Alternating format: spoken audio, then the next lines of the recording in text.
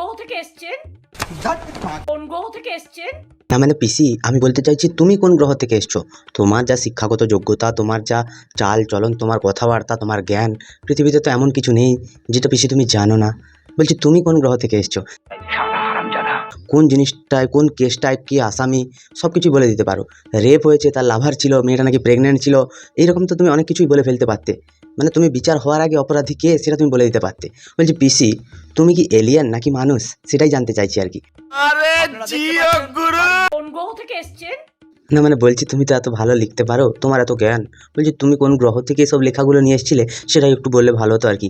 এপাং ওপাং ঝপাং, দেখছে সবাই ড্যাং ড্যাং, তাল পাতার সিপাই নাচে ট্যাং ট্যাং, ড্যাং ড্যাং কাকু। কোন গ্রহ থেকে এসছেন? চন্দ্রগ্রহ, সূর্য গ্রহ, মঙ্গল গ্রহ? না মানে পিসি, বলছি তোমার ইতিহাসটা তো পুরো খারাপ ছিল, ভূগোলটা যে এত খারাপ সেটাই তো আমরা জানতাম না। কোন গ্রহ, কোনটা নক্ষত্র, জ্যোতির্বিজ্ঞান সম্পর্কে কোনো কিছু ধারণা আছে? তোমার তো সব কিছুই খারাপ। ইতিহাস যা তোমার, তুমি তোমার জন্ম তারিখ জানো না, জন্মের স্থান জানো না, কখনো বলো বোলপুর, কখনো বলো শান্তিনিকেতন, কখনো আবার বলো কালীঘাটে। কোথায় যে জন্মেছো সেটাই জানো না। তুমি আবার কি সূর্যচন্দ্র, কোনটা গ্রহ কোনটা নক্ষত্র সেটাই বুঝতে পারো না। চন্দ্রকে গ্রহ বলছো, সূর্যকে গ্রহ বলছো। বলছি তোমাকে শিক্ষাটা দিয়েছিল কে? সেই মাস্টারটাকে আমার খুব দরকার, তার পা ছুঁয়ে আমি আশীর্বাদ নিতে চাই। বলছি এইরকম পড়াশোনা থাকলে নাসাতেও চাকরি পাওয়া যায়, আমি বুঝতে পারছি। মনে রাখবেন আপনাদের গ্রহণ লেগেছে।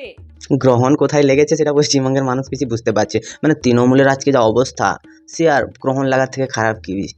অমাবস্যা, তাতে আবার ভরা কোটাল। কোথায় বলো তো? ঋতব্রত শিবিরে। অমাবস্যাটা তোমার তৃণমূলে। তৃণমূল এখন দুভাগ হয়ে গেছে, এক কালীঘাট তৃণমূল আর এক নিমতলাঘাট তৃণমূল। দুই তৃণমূলে দুটোই বেধো বসে আছে। এক হচ্ছে অভিষেক, দুই হচ্ছে ঋতব্রত। মানে দুই বেধতে লড়াই চলছে এখন। কে কোন দিকে নিয়ে যাবে সেটাই এখন দেখার বিষয়। মানে একটা মুভি শ্যুট হয়েছে, সেই মুভিটার শেষ পার্টটা কোথায় গিয়ে পৌঁছবে সেটা দেখার জন্য মানুষ পুরো অধীর আগ্রহে বসে আছে। আর ওখান থেকে তো যাওয়া আসা করতেই আছে। বলছি তোমার ভাই মদন, সে কোন গ্রহ থেকে এসেছে? উঠিল মদন করিল ট্যান ট্যান। তাই আপনারা আমাকে ভয় দেখাচ্ছেন? তোমাকে কে ভয় দেখাবে? তুমি, তোমার ভাইপো, তোমার দলের আরেকটা মাল আছে কল্যাণ ব্যানার্জি, এদেরকে কে ভয় দেখাবে? এরা হচ্ছে রয়্যাল বেঙ্গল টাইগার। এরা চুরি করে কিন্তু কোনো রকম কোনো প্রমাণ রাখে না। রয়্যাল বেঙ্গল টাইগারের চামড়াটা শুধু নেই, না হলে সব কিছুই আছে। ওদের যদি চামড়াটা থাকতো তাহলে পিসি আমার অনেক অঙ্গভঙ্গি দেখাতো। আমি রয়্যাল বেঙ্গল টাইগারের মতো বাঁচবো। এই হচ্ছে টাইগারের প্রকৃষ্ট উদাহরণ, যিনি ফেসবুক ছেড়ে এখন বাইরে বেরোতে পারছেন না। আগের মিটিংয়ে বলেছিলেন আমি জেলায় জেলায় যাব, প্রত্যেকটা কর্মীর বাড়ি বাড়ি যাব। কোথায় পিসি কোথায়? বইয়ের টাকা তো দেওয়া বন্ধ হয়ে গেছে। আর ওই যে বুক চিতিয়ে বলো না যে আমি তো বেতন নিই না, এখন কি গাড়ির তেল ভরার টাকাটুকুও নেই? যদি নেই বলো, আমরা সবাই এক এক টাকা করে চাঁদা তুলে তোমায় দেবো, তুমি গাড়ি নিয়ে ঘুরবে। কাজের কাজ কিচ্ছু হবে না। আপনি এগুলো করবেন না। আমি বলি আপনাদের মানুষ এই 4 মাসেই বুঝে নিয়েছে। মনে পড়ে বেশি সালটা ছিল তখন 2011 সাল। তখন থেকেই মানুষ বুঝতে পারছিল যে মানুষের জীবনে সব থেকে বড় গ্রহণটা লাগতে চলেছে। মনে পড়ে তুমি ভোটে যে তারপরে বলেছিলে 10 বছর এখন লিউকোপ্লাস্ট লাগিয়ে রাখো মুখে, সে কথাটা মনে পড়ে? আর এই 4 মাসের উপদ্রবে তুমি বুঝতে পেরে গেছো যে মানুষ চিনে নিয়েছে। তোমাকে 10 বছর ধরে চিনতে পারলো না। তুমি প্রতি বছর একটা একটা করে ভোটের আগে স্কিম আনলে, তোমায় দেখে মানুষ আজ পর্যন্ত তোমাকে চিনতে পারেনি যে তুমি পা ভাঙা একবার নিয়ে এসেছিলে, একবার মাথা ফাটা নিয়ে এসেছিলে। সেটাই তো মানুষ আজ পর্যন্ত বুঝতে পারলো না যে কোন পাটা ভেঙেছিল। আমাদের সাধারণ মানুষের একটা পা ভাঙলে সে একটু নেংচে নেংচে চলে, কিন্তু তোমাকে তো কখনো কোনো দিন খোঁড়াতেও দেখিনি, না মাথা ঘুরে পড়ে যেতেও দেখিনি। কোন ধরনের নাটক তুমি করেছিলে মানুষ তোমাকেই চিনতে পারেনি, আর এই 4 মাসে বিজেপিকে চিনে গেল। একটু সময় দাও, ধৈর্য ধরো। খালি ফেসবুকে থাকলে হবে? রাস্তায় এসে লড়াই করো, তবে তো বুঝবো বাপের বেটি। নাহলে রয়্যাল বেঙ্গল টাইগার না, রয়্যাল বেঙ্গল ক্যাট।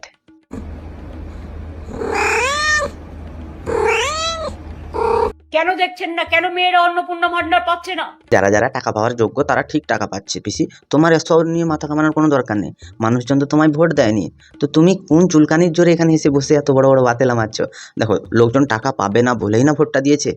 তোমার মতো তো এরকম করে মুখ টুক বাঁকিয়ে লোককে জিজ্ঞাসা করা হচ্ছে না কেন টাকা পাচ্ছে না। বলছি পশ্চিমবঙ্গে কি শুধুমাত্র ভাতা দিলেই হবে? তার ছেলে মেয়েদেরকে একটুখানি শিক্ষা দিতে হবে না? একটুখানি চাকরি তারা আশা করে না? বলি পশ্চিমবঙ্গটা তো ভাতা দিয়ে দিয়ে পুরো গাঁড় মেরে রেখে দিয়েছো, সেটার থেকে বেরিয়ে আসতে তো একটু সময় দিতে হবে। যদি একটা মা, সে যদি একটা মাস টাকা না পায়, তার ছেলে যদি একটা চাকরি পায়, কোনটা বেশি ভালো হবে পিসি? বলছি অনেক চুতিয়ামি করে করে তো টাটাকে তাড়ালে, নন্দীগ্রামে কেমিক্যাল হাব হতে দিলে না, সেগুলোকে আস্তে আস্তে ফিরিয়ে আনছে। অনেক রকমের অনেক কলকারখানা এখানে ইনভেস্ট করতে চাইছে। তুমি বেশি পেছন পাকামি মরে আবার উল্টোপাল্টা কথা বলতে যেও না। এতদিন তো তোলাবাজি করে করে মানুষের পুরো পুলি মেরে রেখে দিয়েছো, এখন আবার বড় বড় বাতিলা মারতে এসছো পিসি। লক্ষ্মীর ভান্ডার পাচ্ছে না, অন্নপূর্ণা ভান্ডার 1 মাস দেবেন, 3 মাস দেবেন না। বলছি তুমি কি করে জানলে এত কথা? তুমি কি অ্যাপ্লাই করেছিলে নাকি? মানে বইয়ের টাকা পাওয়া তো বন্ধ হয়ে গেছে, সরকারি বেতনও নেই। বলছি সরকার তো গাড়ির তেলের পয়সাও দেয় না। বলছি তুমি তাহলে কি অন্নপূর্ণার অ্যাপ্লাই করেছিলে? আমার তো মনে হচ্ছে তুমি অন্নপূর্ণার অ্যাপ্লাই করেছো। তা না হলে তুমি কি করে জানলে 1 মাস দিলে 3 মাস দেয় না? আমার মনে হচ্ছে বেছে বেছে তোমাকেই দেয় না, আর বাকি সব মহিলারা পেয়েছে। যারা যারা পাওয়ার যোগ্য নয়, যারা চুলকামিনি করে এখানে কলকাতায় এসে আছে, কলকাতায় এসে মোটামুটি একটুখানি ঘরের তো কোনো আতাপাতা নেই, একটা আধার কার্ড বানিয়ে নিয়েছে, ভোটার কার্ড বানিয়ে নিয়েছে, তোমাদের দয়ায় তো সেগুলো হচ্ছিল, তাদেরকে তোমরা দিতে পারো, কিন্তু বিজেপি সরকার দেবে না। যারা পাওয়ার যোগ্য, যাদের নিজস্ব ঘর আছে, তারাই পাবে এবং তারা পাওয়ার যোগ্য। পুজো পর্যন্ত বড়জোর দেবেন, তাও কিছু, সবাইকে নয়। বলছি পিসি আগুনে কেন ঘি ঢালছো? পশ্চিমবঙ্গের নতুন সরকারকে একটু সময় দাও, সময় দিলে তুমিও বুঝতে পারবে যে টাকা দেয় কি দেয় না। একটা বছর যাক, তারপরে না বলবে। তুমি আগে থেকেই ভবিষ্যৎবাণী করে দিয়েছো। কোন গ্রহ থেকে এসেছো পিসি?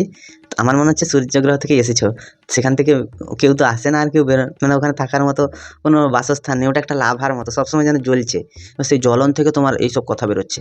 বলছি পিসি একটা ভালো কথা বলবো, তুমি এসব কিছু জানতে পারো কি করে? তুমি কি এলিয়েন নাকি মানুষ? বুঝতে তো পারি না। মানে তোমার ভাইপোটা তো একদম সৎ, অনেস্ট। এইরকম অনেস্ট লোক আর পশ্চিমবঙ্গে একটাও নেই, আর তোমার মতো এত জ্ঞানী মানুষও নেই, আগেই বলেছি। তার প্রকৃষ্ট প্রমাণ এই যে তোমার মনের ভিতরে হইল পাপ। দেখে দেখে দিচ্ছেন, চেকে চেকে দিচ্ছেন, বর্ণ দেখে দিচ্ছেন। বলছি বর্ণ দেখাটা তোমার কাজ, কারণ তুমি বর্ণ পরিচয় পড়ে আসনি। বর্ণ পরিচয় পড়ে এলে তুমি বুঝতে পারতে। একটা কথা বলি পিসি, বলছি বর্ণ দেখে দেওয়াটা না প্রথমে তুমিই শুরু করেছিলে। মনে পড়ে পুরোহিত ভাতা আর ইমাম ভাতার কথা? পুরোহিত ভাতা কিছু সংখ্যক মানুষ, হাতে গোনা 50-100 জন মানুষ পশ্চিমবঙ্গে এত পুরোহিতের মধ্যে পাচ্ছিল, কিন্তু পিসি ইমাম ভাতা সবাই পাচ্ছিল। পুরোহিত ভাতা ছিল 1000, ইমাম ভাতা ছিল 2500। বলছি কোন পুটকির ভেতর থেকে ওই টাকাগুলো বার করে এনে ওদের হাতে তুলে দিচ্ছিলে? তখন মনে পড়েনি বর্ণ দেখার কথা? এখন দুধেল গাইরা লাত মেরেছে বলে অনেক ফুটানি মারছো। বলছি তোমার সব ফুটানি না বন্ধ হয়ে যাবে। শুভেন্দু অধিকারী কি বলেছেন শুনেছো তো? তোমাকে ঘরবন্দি করা দরকার, কারণ এই যে মানুষে মানুষে ঝগড়া বিবাদ লাগানোর কথাটা তুমি এনেছিলে। একটা কমিউনিটিকে যদি উস্কে দিই না, তাহলে পুরো ঘিরে ধরবে। আর একটা কমিউনিটি উস্কে দিল, পুরো ফেসবুকেই থেকে গেল, আর বাইরেই বেরোতে হলো না।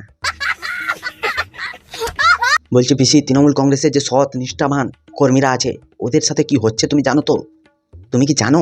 তাহলে আমাদেরকে একটু বলো। হঠাৎ মিডনাইটে ডেকে পাঠাচ্ছেন। রাতে ডেকে পাঠানোর কথা মনে পড়ে সন্দেশখালির ঘটনাটা। শাহজাহান কেমন রাতের বেলা ডেকে নিয়ে যেত, দিয়ে পার্টি অফিসে পিঠা বানানো করাতো, সেটা মনে পড়ে। বলছি পিসি একটা কথা বলার ছিল। বলছি শাহজাহানকে দেখে না পুলিশ শিখেছে যে রাতের বেলা ছাড়া দিনের বেলা কাউকে ডাকা যায় না, আর ওরা ডেকে নিয়ে যেত পিঠে বানাতে, আর এরা পিঠে দিতে নিয়ে যাচ্ছে। মানে এমনভাবে দিচ্ছে যে তৃণমূল কংগ্রেস করেছিলাম কেন 7 জন্মেও ওনারা ভুলতে পারবেন না। মাদারের বাচ্চা।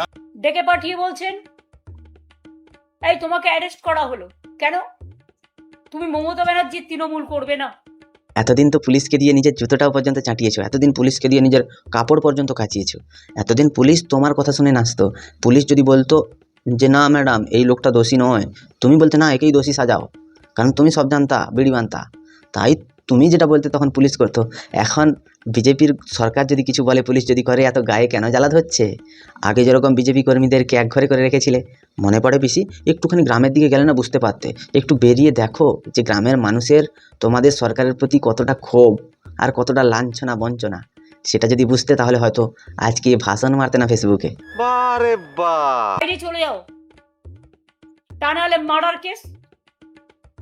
এখনবার গাঁজা কেস বেড়ে গেছে। বীরভূমের পাগলা, তাকে মনে আছে? অনুব্রত খ্যাপা, খ্যাপা মালটা যে, সে কিরকম করে গাঁজা কেস দিচ্ছিল, তখন তোমার মুখ ফুটে একটা কথাও বেরোচ্ছিল না। বলছি দাঁতে দাঁত চেপে যাচ্ছিল নাকি, না ঠোঁটে ঠোঁট লেগে যাচ্ছিল?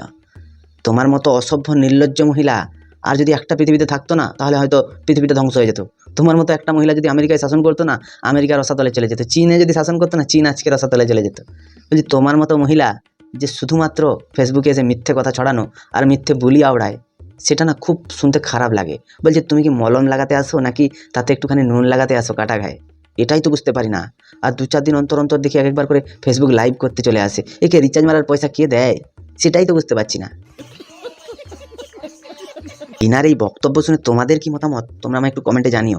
যদি ভিডিওটা ভালো লাগে তাহলে একটুখানি লাইক করো, কমেন্ট করো, শেয়ার করো, সাবস্ক্রাইবও করে দিও। পাশে থাকা বেল আইকনটা প্রেস করতে একদম ভুলবে না। সবাই ভালো থেকো, সুস্থ থেকো, সাবধানে থেকো। আর দেখতে থাকো বাংলার কোণে ঘর।